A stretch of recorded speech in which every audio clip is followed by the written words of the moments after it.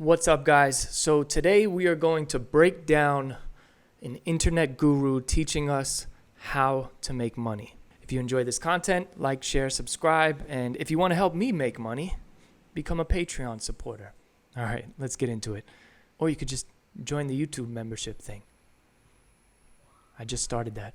The only difference between broke people and rich people is energy. I would say, and money as well would be a big difference. But okay. And maybe people don't want to hear that, but it's the truth. It's not education. It's not having rich parents. It's not having the proper schooling or background or qualifications. I would say it's not only that, and you can definitely become wealthy if you don't have any of that, but having rich parents would definitely give you kind of a step ahead of the competition of getting wealthy in life. Also, having a good education, you are more likely to be employed by a good employer and make more money. And if you're smart with that income, you can become rich. We all know people who aren't very smart that are rich. We all know people who didn't go to college that are rich. We all know people who technically it seems like they're not really good at anything, but they're rich. So we know that those are not the factors for wealth and abundance, right? So here's the thing. If you find somebody who's wealthy, right, and they didn't win it from the lottery or from rich parents or something like that, and you're looking at them and you're saying, you know what? This person doesn't seem like they are good at anything. How is it that they're rich? They are probably really good at something that you are not really good at. Also, if you're looking at somebody and you're like, man, this person is not the smartest person in the world, how is it that they're rich? They're probably really smart at something that you are really stupid at. Right? And this is what I mean. Smart is a relative term, okay? I could be so stupid in so many areas of my life. But if I'm good at one thing that a whole bunch of people are not good at, and I charge for that one thing, and those people that are not good at it pay me for it, I could get rich. And this is why when you come across somebody who just doesn't seem to be smarter than you or doesn't seem to have more skills than you, and you're like, how is this person wealthy and I'm not? One, they're probably really smart with their money. So there's a lot of people who make a lot of money, but they spend a lot of money. I was one of those, right? And then you have people who don't really make a lot of money, but they're good with their money. They make good investments, and over time they become wealthy. But that's not really what she's talking about. So when you look at somebody and you say, man, this person doesn't seem too smart, they are probably very smart or very skilled in an area where a whole lot of people are not very smart or skilled, and they charge for it. Prime example is sales. You do not need an education. You do not need a background in training. You do not need any of that to be good at sales.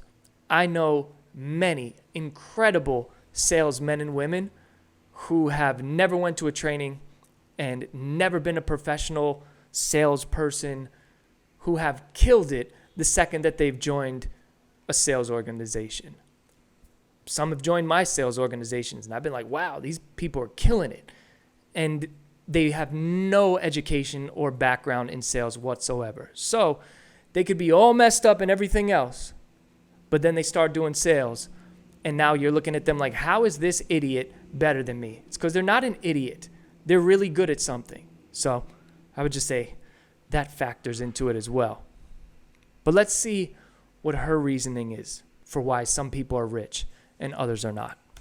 We know that. We agree, right? Okay, here's what it is. It is having a frequency high enough to match the level of currency that you want to bring in, right? Currency, a current is an energy, right? Money is simply energy. So it's being a vibrational and a frequency match for the money you want to bring in. That's it. So this is something that you'll hear a lot of these gurus do. They play these word salad and word games, and they'll say things like, money is currency. Get it? Current, energy. It's just energy in a different form. This is when they start mixing in scientific terms with spirituality and the abundance of the universe and stuff like that. And look, I used to think this stuff too. Okay, I was deep into the law of attraction. But here's the thing. They use these scientific terms, and then that's not what scientists actually mean when they say these things like frequency or currency or energy. a lot of these gurus treat the word energy like it means spiritual force, when energy is really just translated when it comes to physics, and in quantum physics too, because quantum physics is still the study of the natural physical world, is energy just equals the capacity for doing work. That's it. There's nothing spooky about it. Frequency is just how many times something happens between two timestamps, all right? How many times does a specific thing that we're looking at happen between this time, and then boom, you have a frequency. So these words that they use, they sound really, you know what? They sound really smart. And because we're uneducated in these things, we say, wow, that makes a lot of sense. I'm going to start doing that. I'm going to be a frequency master. Moving on.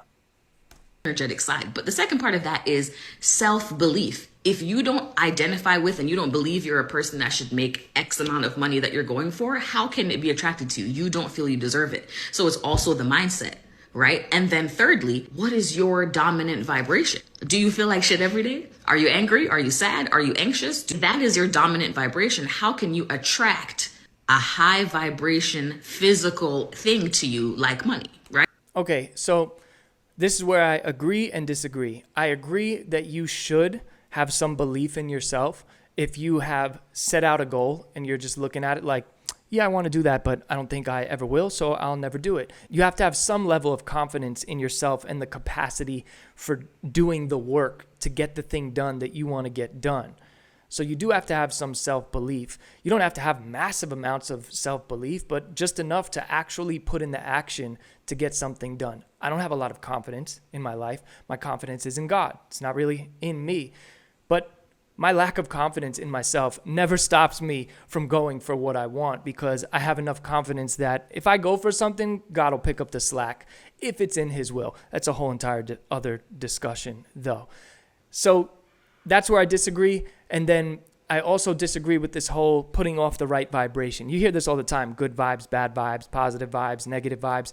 This whole positive and negative, good and bad, high or low vibration, these are terms that scientists do not use as well. Well, they use them, but they don't mean what you think they mean. Something having a high vibration doesn't mean it's like good feeling and feelings of abundance. And something having a low vibration doesn't mean, oh man, this is negative. This is depression and anxiety. These are neutral terms when we're talking about physics and quantum physics. So whenever you hear them using them, you have to just remember that they're not using the word correctly. All right, they're using it with their own definition of it. Now, when you start acting on high vibrations, right, as they would say, or you change your mental attitude towards life, the reason why good things start happening to you is because you become a pleasure to be around, all right? When you're thinking positively instead of negatively all the time, you're not attracting or repelling people because of vibrations. You're attracting or repelling people because they either want to be around you or they don't, all right? So if you are somebody who is fun to be around, who has a positive mental attitude about things, people are going to be more willing to spend money on whatever it is that you're selling or whatever it is that you're doing. So in that sense, being more positive will affect your environment, but not in this like woo-woo weird way that they're talking about. It's just people skills. So then that part is working on your daily habits, how you feel to raise your vibration. Once you're now feeling good and treating yourself well on a daily basis, once you get that mindset together and believe that you're worth it, right? Once you understand the energetics, the rest is just waiting for it to manifest. So notice what she did not say. She didn't say that you should probably go work really hard to get this stuff done. No, she said just sit around, wait for it to manifest. You know, as long as you're putting out the right vibrations, it'll manifest in your life. This is one of my biggest issues with this whole law of attraction stuff. It's just, you're setting people up for failure. It's good that you get people thinking positively. Bad that they literally think that the universe is bending to their will and will give them whatever they want. The universe does not even know you exist, all right? Now, I used to be really, really into the law of attraction and manifestation and all of that stuff until I really did my research into the truth claims made by the gurus and just the industry as a whole. It's a messy industry. So I wrote a book about it. It's not out yet. You can actually pre-order it right now. Should be out in the next month or so. My life got so much better when I stopped believing in the law of attraction. And I just took responsibility for the things going on in my life. Now, I'm not some Grant Cardone gazillionaire or anything like that. But man, I have a lot of joy in my life.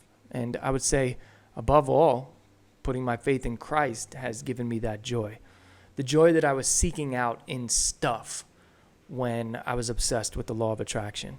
Things start to happen good for you when you start making good decisions. So, God bless. I'll see you on the next one.